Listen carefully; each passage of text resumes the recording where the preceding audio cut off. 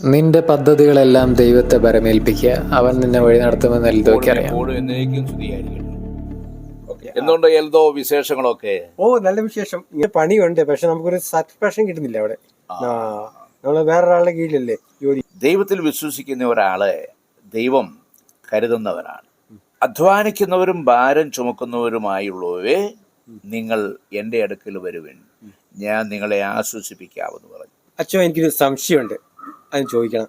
ഈ കൃഷി ചെയ്യുന്ന പല ഉൽപ്പന്നങ്ങളില്ലേ, പിന്നെ വെറ്റില, പിന്നെ കഞ്ചാവ്, പുകയില ഉൽപ്പന്നങ്ങള്, പിന്നെ അങ്ങനത്തെ ലഹരികളൊക്കെ ഇല്ലേ, ഇതൊക്കെ കൃഷി ചെയ്യുന്നോണ്ട് എന്തേലും തെറ്റുണ്ടോ?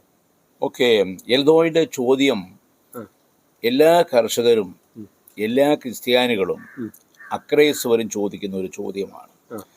ദൈവം നൽകിയിരിക്കുന്ന, സൃഷ്ടിച്ചിരിക്കുന്ന ഈ സുന്ദരമായ പ്രശാന്തമായ ഈ ഭൂമിയിലെ സകല സസ്യങ്ങളും സകല വൃക്ഷങ്ങളും സകലവിധ നന്മകളും മനുഷ്യൻ്റെ നന്മയെ മാത്രം ഉദ്ദേശിച്ചാണ് നൽകിയിരിക്കുന്നത്.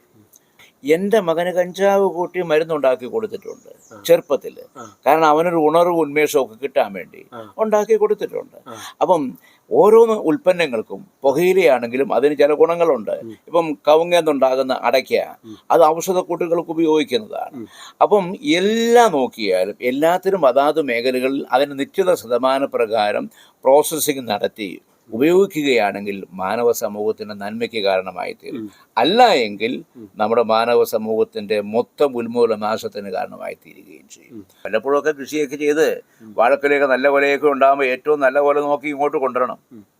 30 മേനി അങ്ങനെ ദൈവവും തനിക്കെതിരല്ല എന്ന് അവൻ മനസ്സിലാക്കി.